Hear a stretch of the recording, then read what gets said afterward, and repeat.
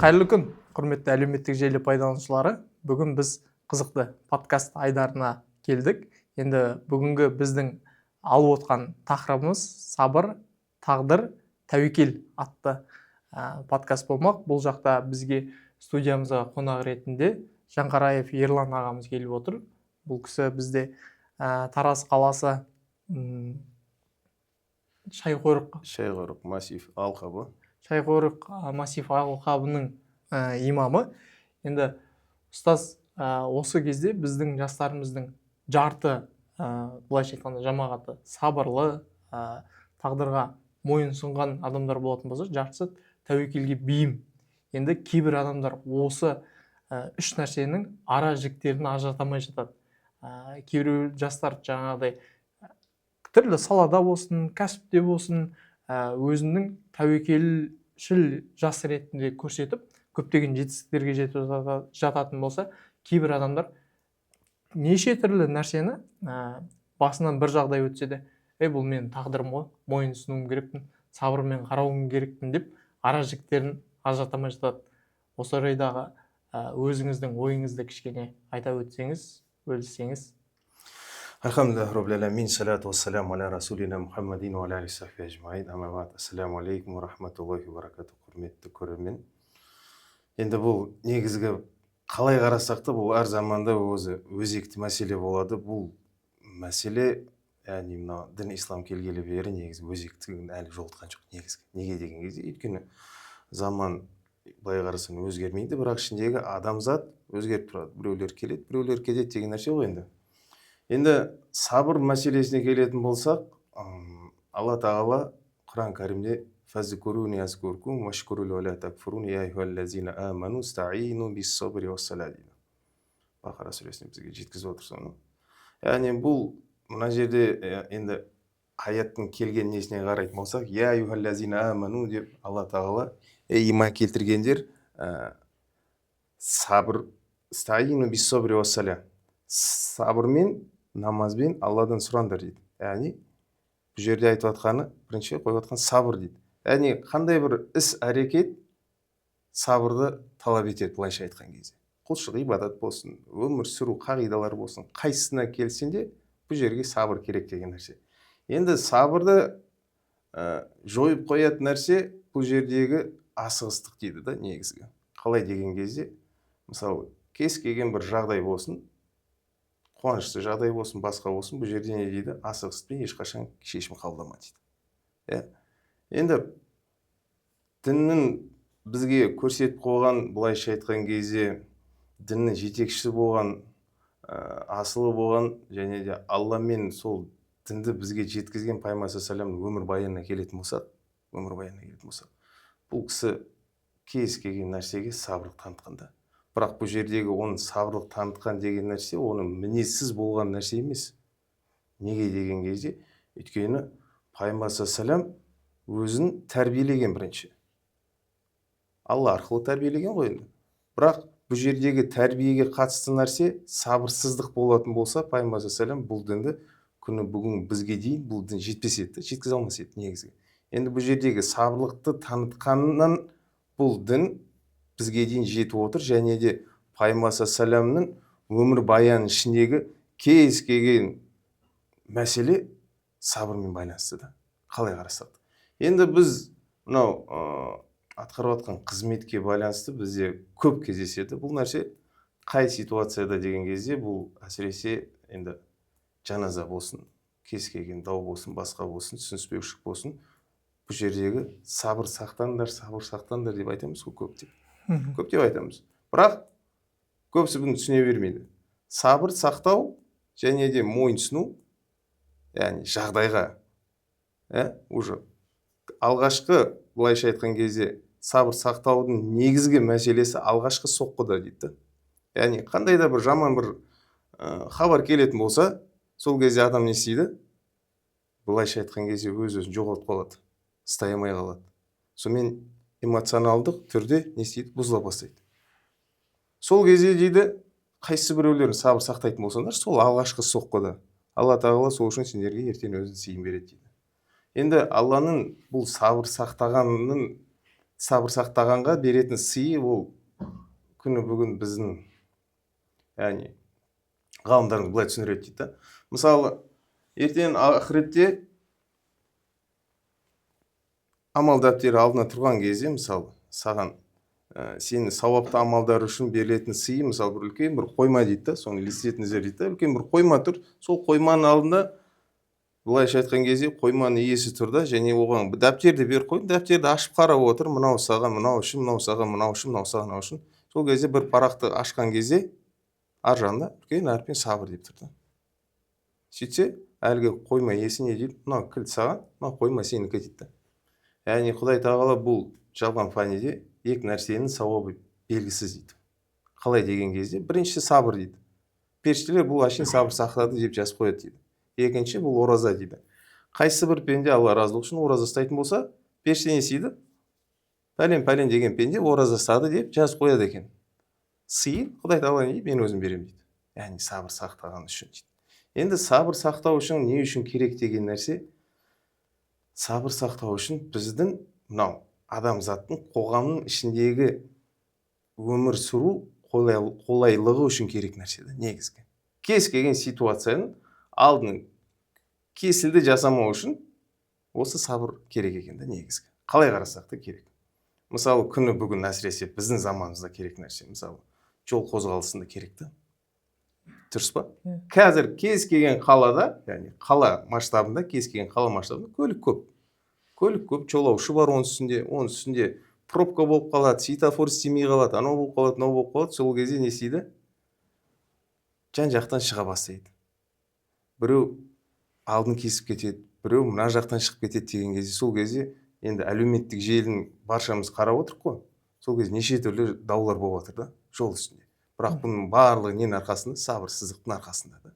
Бірақ егер, мысалы, әрқайсымыз пенде бола отыра бұл сабырды сақтауды мынау бала кезден үйренетін болсақ, өсе келе біз кәдімгідей бұл күні бүгін түрлі даулар болсын, басқа болсын, кез келген ситуацияға кәдімгідей нормальный түрде қарайды екенбіз негізгі. Яғни бұл сабыр негізгі. Және де мынау жол үстінде кетіп бара жатқан кезде көбінесе анау көліктің артына сабыр деп жазып қояды ғой. Сабыр деп жазып қойған кезде сіз не елестетесіз алдыңызға? Көбінесе жететін жолың белгілі, сондықтан жаңағыдай көбінесе біз бағана өзіңіз айтқандай эмоционалдық тұрғыда көбірек кетіп қаламыз, боқтап қоямыз, немесе жаңағы жолды кесіп асығыстық танытып қоямыз.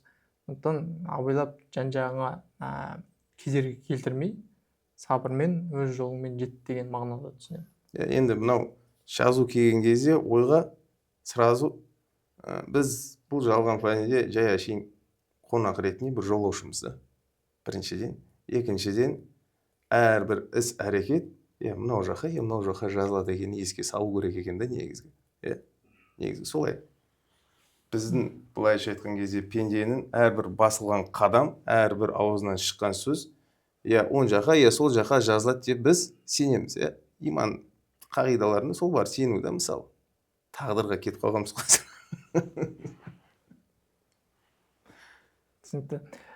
Ұстаз, сіз сабырдың толық мәнін аштыңыз да. Енді кейбір адамдар бар.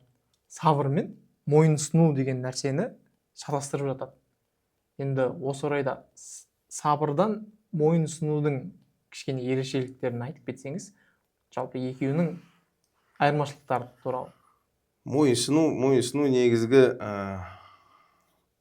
былай негізі деп па. Мойынсыну жалпы Алланың саған беріп қойған тағдырына мойынсыну деп айтады ғой кейбіреулер.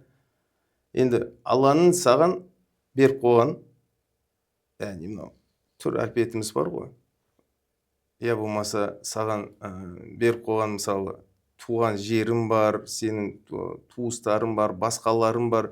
Осының барлығын, мысалы, как она есть дейді, қабылдау және де мойынсыну дейді. Жалпы. Болмаса тек қана біз бұл жалған фәнде мойынсыну, болмаса бойсыну Аллаға ғана болады да. Яғни бұл тек қана соған тән мәселе. Енді бұл жердегі сабырлық, жаңағы айттық қой біз, сабырлық пен мойынсыну екі түрлі нәрсе. Неге деген кезде, өйткені сабырлық бізге әрбір істе керек нәрсе да ол. Біз қалай қараймыз, сабырмен қараймыз ба, сабырсыз қараймыз ба деген нәрсе ғой. Яғни стаину бис-собри уас-сала дейді. Сабырмен намазға келіп сұраңдар дейді. Сабырлы түрде келіңдер. Яғни ашу түрде намазға тұрмаңдар деп жатыр да бұл жерде. Яғни ашуланған түрде сен қалай намазға келесің деген нәрсе ғой. Алла тағала соны жеткізіп жатыр да. Біз үшін, пенде үшін Құранның өзінің кәләмінде бізге жеткізіп отыр. Енді мойынсыну, мысалы жаңағы нәрсе ғой, мысалы қайсы біреуімізге бір қайғылы хабар келген кезде алғашқы соққыда біз не істейміз? Сабыр сақтаймыз. Сабыр сақтаймыз.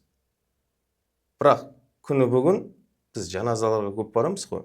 Жаназа барған кезде Алла сабырдан жазсын деп енді көңіл айтамыз ғой. Бірақ сонда да әсіресе бұл жердегі ең неғылатын, көп қайғыға түсетін, басқа қылатын әйел баласы да. Әйел баласы бұл нәрсені былайша айтқан кезде күні бүгін біздің қоғамда сондай бір нобо бар да. Яғни бұл сабырдан не болмаса діннен сәл-сәл хабары төмендеу болып жатыр да негізгі. Енді сол кезде не істейді? Әйел баласының реакциясы көбінесе тағдырға, Құдайға тіл тигізу мәселесі көп болып кетеді. Яғни қалай деген кезде, бұл менің асыраушым еді ғой. Бұдан басқа адам жоқ па еді?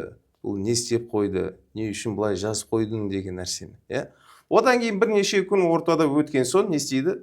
Мойынсұндық қой, енді не істейміз деген. Сен басқа вариант жалпы жоқ та негізгі. Бізді бұл дүниеге келтірген себепші адамдар бар, бірақ олар жай ғана себепші. Яғни олардың қалауымен біз бұл жалған фәнидегі келген жоқпыз негізгі. Қалай қарасақ та. Дұрыс па? Болмаса өзіміздің бала шағамызды енді былай сәл қаттылау болса да балшықтан жасап алған жоқпыз ғой біз. Дұрыс па? Бұны бізге берген Алла, бірақ бұл себепші болып отыр біз бұл жай ғана. Сол сияқты біздің бауырымыз болсын, жақынымыз болсын, басқамыз болсын, біздің қалауымен бұл дүниеге келген жоқ, және біздің қалауымен бұл дүниеден кетіп бара жатқан жоқ. Енді бұл жағдай келген кезде не істеу керек? Алғашқы соққыда сабыр сақтасын дейді. Құдай тағала саған береді дейді. Енді кейін дейді, мойынсұнасың дейді. Сақтайсың ба, сақтамайсың ба, жеке басына проблема бұл. Яғни өзің денсаулығына зарар келтіресің ба, басқа қыласың ба, қайғырасың, басқа рас қайғырасың. Бірақ сонда да қайғырған кезде де пайғамбар сәлем не дейді? Көзден жас ағады, жүрек ауыр болады, бірақ ауыздан тек қана Алла разы болатындай сөз шығу керек дейді. Пайғамбар сәлем айтады. Енді бірнеше күннен кейін не істейді? Біз сабыр сақтап отырық қой дейді. Сен сабыр сақтап отқан жоқ, сен уже сен қолдан келеді ешқандай шара жоқ екен, біліп отырсың. Еш нәрсе істей алмайсың, тірілте алмайсың, басқа алмайсың. Яғни сен бүткіл жағдайға мойынсұнып отырсың. Былайша айтқан кезде болды. Мен еш нәрсе істей алмаймын. Құдай жазғаны осы деп отырасың. Енді бұл жалпы тақырып ары қарай тағдырға кетіп бара жатыр да. Сразу тағдырға кетіп бара жатыр. Енді тағдырдың өзі жалпы мәселесі бұл негізгі тек қана мынау қарапайым халық болсын, басқа болсын, бірақ діни тұрғыда бұл өте мынандай нәзік мәселе да. Көп адам бұны біраз нәрсесін шатастырады. Тағдыр өзгеретін бар, өзгермейтін бар. Енді осы орайда сізге бір сұрақ қойып жіберейік. Тағдырға сену адамды аз әрекетке және де еріншектікке алып келеді. Осы нәрсені кез келген жаңа сөздің басында айттым, тағдырға сену деген сіздің өзіңізді айттыңыз, жаңағыдай тағдырда өзгерте алмайтын нәрселер бар және өзгертуге болатын нәрселер бар деген сияқты. Көп нәрсенің адамның сілтейтіні тағдырда, мысалға ол яки әкесі қайтыс болсын, жаңа туысы қайтыс болсын, немесе ол жаңағыдай суды төгіп алса да, қарапайым мысалы суды төсе сен тағдырың бұл деп кез келген нәрсені тағдырға жаба салу адамдардың қазір үйреншікті нәрсесі болып қалды. Сондықтан енді тағдырдың ішінде не нәрселерді өзгертуге болады және де не нәрселерді өзгертуге болмайды. Сол туралы ақпарат бере берсеңіз. Енді бұл былай ғой, өзгермейтін нәрсе бұл біз өзіміз өзгермейтін нәрсе қалай деген кезде, бұл жалған фәниде қай уақытта, қай жерде, қай жанұяда кім болып дүниеге келуіміз. Яғни бұны білеміз ғой енді. Алақ сүресінде Алла тағала адам баласын анасының құрсағында жаратылыс туралы жазып қойған да негізгі. Бірақ ар жақта мынандай тағы нәрсе бар да. адам баласы анасының құрсағында 4 айдың кезінде періште келіп оған басып кететін мөр. Бұл ер бола ма, қыз бола ма, өмір жасын ұзақтығын, мына жерден бүткіл өтетін ризық несібесін, бақытты бақытсыздың барлығын жазып қояды. Енді осы орайда мынандай сұрақ: не үшін онда біз өмір сүріп жатырмық деген нәрсе бар ғой.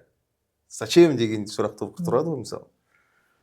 Енді мынау өзгермейтін нәрсе. Яғни мен мысалы 1981 жылы 25 маусымда мысалы дүниеге келдім. Анам мысалы пәлен кісі болды, әкем пәлен кісі болды. Сол кісілердің себебімен мен бұл жалған фәнге келдім, ер кісі болып келдім. Күні бүгін жасым 40-тан асып кетті, әлі бұл жалған фәнде өмірде жүрмін. Енді бұл жердегі өзгермейтін не нәрсе? Мен дүниеге келу уақытым, жерім және де келген жанұя, бұл өзгермейді. Мен қалайым ба, қаламайым ба, бұл менің қалаусыз болатқан тағдырым. Енді менің бұл жалған фәнден өтетін уақытым да менің қалауымда емес. Негізгі мен пландап атқан жоқпын да, мысалы 20 жылдан кейін, болмаса 40 жылдан кейін дүниеден өтуді. Негізгі. Бірақ менің өмірім қай кезде үзілетінді тек қана жаратқан Құдай тағала біледі. Енді Алла тағаланың 99 есімі бар. Әрбір есім өзі белгілі бір сипат, Соның ішіне илім деген есімі бар. Ілім деген. Енді біздің адамзаттың бұлайша айтқан кезде біліміміз шектеулі. Және де бұл шектеулі білім шексіз іліммен қарағанда, салыстырғанда жете алмай қалады да. Бұған қалай, не, почему деген сұрақтар көп болады. Енді сол себептен Құдай тағала өзгеретін, өзгермейтін нәрсені беріп қойған. Өзгермейтін нәрсе жаңағы алғашқысын айтып қойған. Енді өзгеретін біз бұл дүниеге қалай келдік, көзімізді аштық, ары қарай бүткіл әрекет, яғни әрине мына жерге, болмаса мына жерге жазылатын әрекеттердің барлығы біз өзіміз жасаймыз. Өзіміздің тағдырымызды өзіміз жазамыз. Бұлайша айтқан кезде, мынау біздің иықтағы дәптердің жазушы өзіміз боламыз. Яғни бұны ешкімге былай сілтей алмайсың сен. Құдай былай жазып қойды деп. Яғни әрбір жасаған біздің іс әрекетіміз өзіміздікі, бірақ Құдай тағала нәтижесін бізге береді. Мысалы солай да бұл. Енді көбінесе жаңа өзіңіз айтқандай, әсіресе бұл көп жағдайда мынау нәрсе болады. Біреу бір нәрсе бүлдіріп қойған кезде, сол кезде айтады: не істеймін енді? Тағдыр солай болып жатыр, мойынсұнамыз енді дейді ғой. Дұрыс па? Бірақ негізгі оның нәрсенің барлығын бүлдіріп келген өзі емес па негізгі? Мысалы, ауру да содан болады, жол апаты да содан болады, ажырасу, үйлену, тамақ жеу, жемеу, ұрыну, ұрынбау, бүткіл нәрсеге адам баласы өзін аяқ қолымен мына жердегі бастағы миымен жеткен нәрсе ғой негізгі. Яғни бұл өзгеріп отыратын тағдыр, былайша айтқан кезде. Яғни бұған Құдай тағала енді бұны жазып қойды деген кезде, неге жазып қойды, қалай жазып қойды, және не үшін біз өмір сүріп жатырмық деген сұрақ болады ғой енді. Біз адам баласына ертең енді ақырет болады ғой жалпы. Мұсылман болғанса бұл нәрсеге өлгеннен кейін қайтадан тірілуіне сенеміз. Және де баршамыз сап-сап Құдайдың алдына барамыз. Және де әрқайсымыз жеке-жеке тұрамыз. Және де бұл өмірдегі әрбір сөйлеген сөзіміз үшін, әрбір басқан қадамымыз үшін, әрбір жасаған іс-әрекетіміз үшін жауапты боламыз. Енді Құдай тағала ақыр бұның бәрін жазып қойған екен. Неменеге адам баласын жер бетіне жіберіп, оған өмір сүргізіп жатыр, ақыр бәрі белгілі болып жатыр деген сұрақтар пайда болады ғой. Біз өзіміз бастан кешпеген нәрсеге ертең біз ешкімге сенбейміз. Тіпті мысалы мынау күні бүгін әшейін қарапайым өмірден алатын болсақ, мысалы жол апаты болып жатқан кезде адам өзі дұрыс әрекет жасамаған үшін не істейді? Мойындамайды. Мысалы, расында да мойындамайды. Мысалы, осы 2 күн бұрын бір кішігірім бір ДТП болған. Мен жасыл неге светке өтіп бара жатқан кезде, қызыл светке бақ етіп, бір жас жігіт өтіп кетті да, мысалы. Сөйтіп, мен қызылға өткен жоқпын дейді. Бірақ қарасан әлгі перекресткте камера жоқ жерде. Камера расында да жоқ болып тұр. Мына жерде сол жақ бетіне бір мешітке жиі келіп тұратын жамағатымыздан 2 жігіт келді. Сен қызылға өтіп бара жатсың ғой дейді ана жігітке. Жоқ дейді ана. Сөйтіп тағы да бір жігіт келді, ар жақтан бір магазиннен камера тұр екен, және именно сол неге қарап тұр, жолға қарап тұр. сөйтіп сол жерден видеосын не істеді, түсіріп алды. түсіріп алып әкеліп жатыр да, міне дәлел дейді, бұл сен ғой дейді, сенің көлігің ғой, сен ғой ішіп бара жатқан дейді, мына жерде қызыл болып тұр дейді. Иә мен дейді. Сол сияқты біз де ертең дейді ешкімге сенбейміз дейді. Тіпті біз жасаған күнәларды мойындамаймыз дейді да. Сол кезде не дейді? Жабылады дейді. Соне әрбір мүше өзімен өзі сөйлейді дейді. Әрбір мүше өзімен өзі сөйлейді. Көз де сөйлейді, қол да сөйлейді, аяқ та сөйлейді. Сол үшін бізге бұл өмірді сүру қажеттілігі бар екен. Неге деген кезде өзін жазушысын, өзінің кітабын, өзін жазушы боласың да. Сол үшін бұл тағдыр солай. Енді Құдай тағала әр нәрсені білуші, жаратушы, жалғыз. Сондай күш иесі да жалпы неограниченный дейміз ғой енді. Былайша орысша айтқанда неограниченный. Енді адам баласын жаратқан кезде оған жер және де жер бетіндегі бүткіл нәрсені, жер асты, үсті, 7 қабат аспанды бәрін жаратып қойдым пендем үшін дейді. Яғни бұл жер бетіндегі өмір қолайлы болу үшін жаратып қойдым дейді. Бірақ бұл пенде кім үшін жаратылғанын ұмытпасын дейді. Деп айтады да Құдай тағала. Енді мына жердегі біз өмір сүреміз, басқа қыламыз. Бірақ бір нәрсе не то болып қалса, яғни біздің қойып қойған жоспардан тыс болып қалатын болса, біз көбінесе не істейміз? Құдай жазып қойды, не істейміз енді? Сілтей саламыз да. Құдайды не істейміз? Былайша айтқан кезде крайне қылып қоямыз. Бірақ Құдай тағала үшін уақыт жоқ та. Яғни кешегі нәрсе, бүгінгі нәрсе, болмаса ертеңгі нәрсе жоқ та. Ол біз адамзат үшін бар нәрсе. Бірақ Құдай үшін ол нәрсе жоқ. Неге деген кезде сол үшін Құдай тағала тағдырды жазып қойды. Біледі біздің бүткіл әрекеттерімізді, сонымызды, басымызды, барлығын біледі, және де әртүрлі себептерін біледі. Енді кейбіреулер айтады да, мысалы, садақа өмірді ұзартады дейді. Сол сияқты кейбір құлшылық ғибадаттар бар, яғни солар жасайтын болсаң, сенің өмірін ұзарады дейді.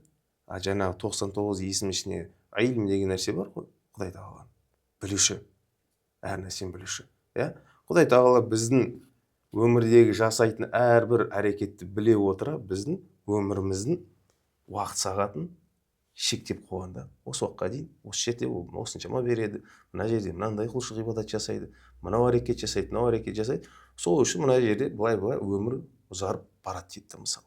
Бірақ кейбіреулеріміз мысалы қандай да бір ауруға шалдып қалған кезде қайтадан не істейміз? Тағдырымызға сол жазылды дейміз. Бірақ сәл артқа баратын болсам, ана жерде дұрыс емес нәрсені қабылдаған кезде ішіп, я болмаса жеп, сол нәрсенің салдарынан әлгі ауруға душар болып қалғанын ешкім былайша айтқан кезде көңілге ала бермейді.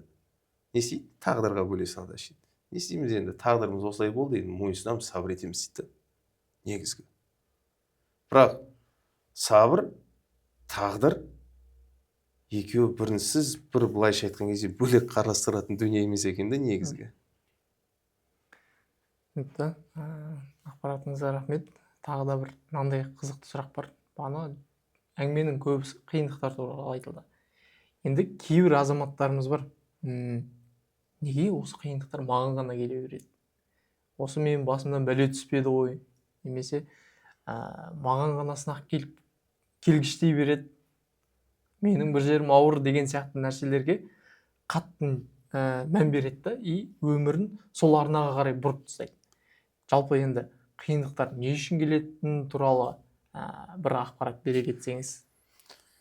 Енді былай шариғатты не болмаса ислам тарихын алатын болсақ, жалпы да діни көзқараспен қарайтын болсақ, бұған қиындықтардың ең көбісін бастарынан кешірген бұл пайғамбарлар дейді. Одан кейін дәрежемен сәл төмендеу соларға жақын болған кісілер. Енді біз жалпы қарапайым адамбыз ғой негізі. Қалай қарайтын болсақ, рядовоймыз ғой. Біздің басымызда қиындық емес те негізгі. Бізге дейін ата бабамыз расында да қиындық көрген. Күні бүгін мынау сияқты свет та болған жоқ, теплый пол да болған жоқ, мысалы.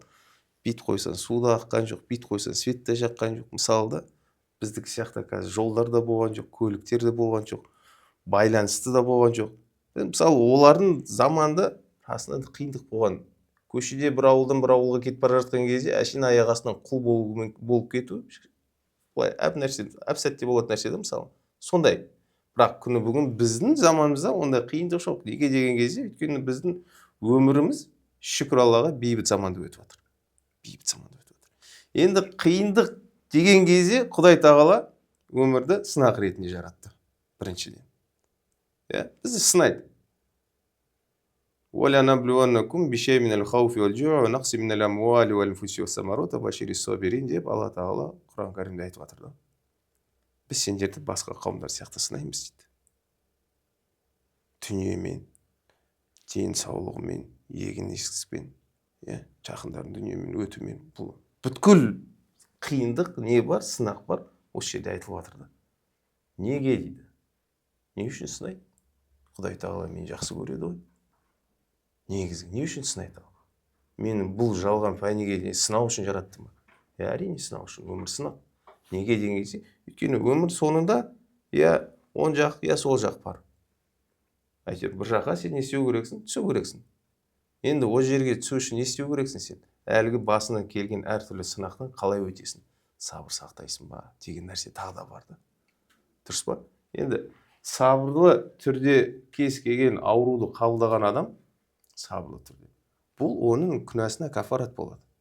Тіпті мынау қолға я болмаса аяққа бір тікен кіретін болса, ол да бір өзінің мөлшерінде құлшылық ғибадат сияқты болып кетеді да, анаған сабырлы түрде қарайтын болса. Мысалы да. Енді келесі нәрсе, бұл қиындық кәдімгі бір сүзгі сияқты да. Мысалы, бір сүтті жаңа сауып болған бие болсын, сиыр болсын, содан сауып болған сүтті бір сүзгі арқылы таза шелекке құяды. Қорадан келген шелекті не істейді? Сүзгімен өткізіп қояды. Енді мына жерде сыртта қалып қалатын анау қоқыстар қалады. Енді тура сол сияқты бұл қиындықта адам баласын өміріндегі сүзгі. Біз мысалы кез келген басымызға, кез келген жағдайға қалай қараймыз және не істейміз? Қандай көзқараспен қараймыз? Құдай тағала не дейді? Азанда дейді, сендер көзін ашқан кезде, егер бүткіл өміріңді және де бүткіл өмірдегі барлық нәрсені маған сүйене отыра тапсыратын болсаңдар дейді, пендем үшін барлық нәрсені істеп беремін, жағдай жасап беремін дегенде болады Құдай тағала. Бірақ көбіміз не істейміз? Көзімізді ашамыз. Өзіміздің жеке үйде жатырмыз. Дүниеміз бар, жұмысымыз бар, мансабымыз бар. Соған не істейміз? Соған сене отырып тұрамыз да, ойбай, бүткіл нәрсе өзім жасаймын деп шығамыз да. Құдай тағала не істейді сосын? Дүниеден кеміте бастайды. Денсаулықтан сәл сыр беріп қояды. Бірақ расында да біз өзіміздің мынау ағзамыздың ішіндегі ненің қалай жұмыс істеп жатқанын білмейміз да. Дұрыс па? Негізгі солай ғой. Біз әше ішеміз, әше жейміз, процестің бәрі қалай жүріп жатқанын білмейміз. Бірақ деседі Құдай тағала сәл әшең бір болмашы нәрсені бір жіберіп қояды бізге. Бір молекула дұрыс істемей қалса, бір ағза сәл сыр беріп қойса, не істейміз? Ойбай, тағдырым осындай нәрсе жазып қойған екен деп отырамыз да. Не дейді Құдай тағала? Сабырмен қараңдар дейді. Барлығына сабырмен қараңдар дейді. Енді бұл кез келген қиындық мұсылман үшін сынақ. Пайғамбар саллаллаху алейхи заманында сахабалар егер бастарына 40 күнде ешқандай бір ауру, болмаса қиындық, сондай бір сынақ келмейтін болса, қорқатын. Құдай тағала бізді ұмытты ма деп. Сөйтіп дұға жасайтын. Бірақ қандай да бір кез келген болмасын бір проблема болсын, бір кішігірім бір аурулар, сырқаттар болып қалатын болса, қуанатын. Құдай бізді ұмытқан жоқ қой деп. Неге? Өйткені Құдай өзінің пендесін сынақтан өткізе отырып, былайша айтқан кезде сүзбеден өткізіп барып қана не істейді? Нәтижесін өзіне көрсетеді. Мысалы, сіз күні бүгінге дейін осы дәрежеге белгілі бір сынақтардың арқасында жеттіңіз ғой негізі. Қалай қарасақ та. Егер ол сынақтан өтпесеңіз, күні бүгін сізбен біз мына жерде жүздеспес едік негізгі. Дұрыс па? Және де осы ары қарай болатын сынақтарға егер төзімділікпен қарайтын болсаңыздар, әрине сабыр сақтай отыру. Сіз одан да жоғары дәрежеге жетуіңіз мүмкін. Яғни сіз тарапынан әрекет жасалатын болса, тәуекел кімге? Алла тағала. Алла тағала нәтижесін өзі береді. Мысалы, мынау күні бүгін енді әлеуметтік желіде әлеуметтік желі арқылы көп нәрсе тарап жатыр ғой. Сол сияқты мынау өлең айтатын кісілер бар ғой, мысалы. Олар белгілі бірақ қана өлеңмен танымал болады. Бірақ оған дейін қаншама өлеңдер бар да. Мысалы, жарық көрді, көрмеді, әйтеуір үйтіп әйтеуір бір шықты деген аты бар, бірақ былайша айтқан кезде танымал қылатындай болған жоқ та. Соның ішінде біреу ғана танымал болады, сол арқылы танымал болады да, және сол арқылы ол жұлдызға айналып кетеді. Бірақ оның барлығы ненің нәтижесі? Белгілі бір әрекет нәтижесі, әрекет. Тоқтамастан жасап, аяғында бір нәтижеге ие болады, мысалы.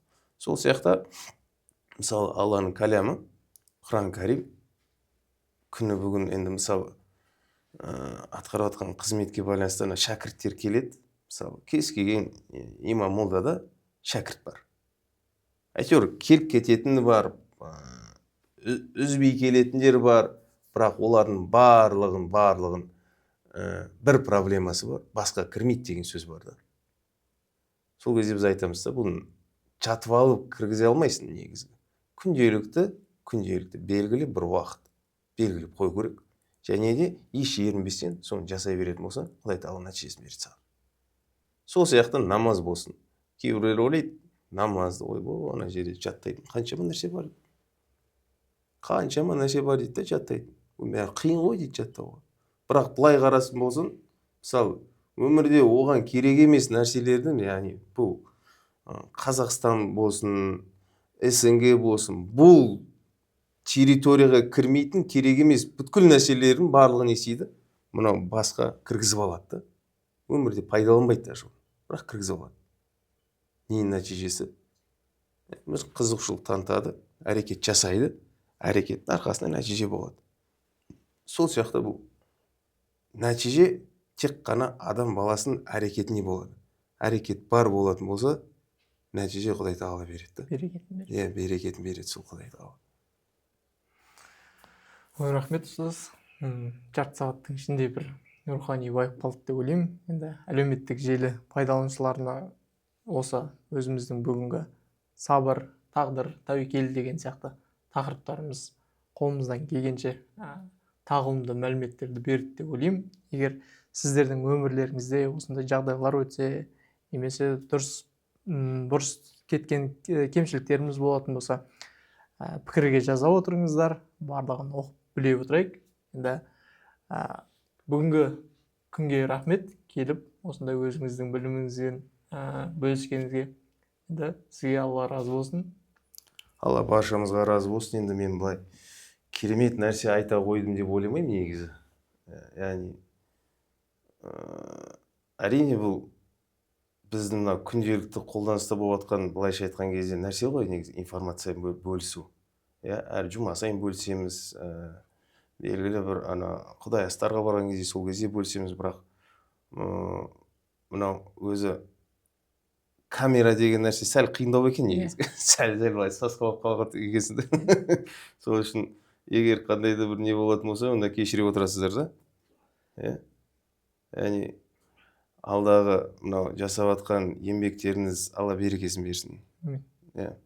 Алла біздерді өзінің берген хидаятын айыра көрмесін. Мынау бізге бұйырған құлшылық ғибадаттан айыра көрмесін. Алла алдағы мынау келе жатқан оразаға аман есен төрткүл түгел болып жетуіне баршамызға нәсіп етсін. Рахмет көп. Жақсы күнде жолыққанша.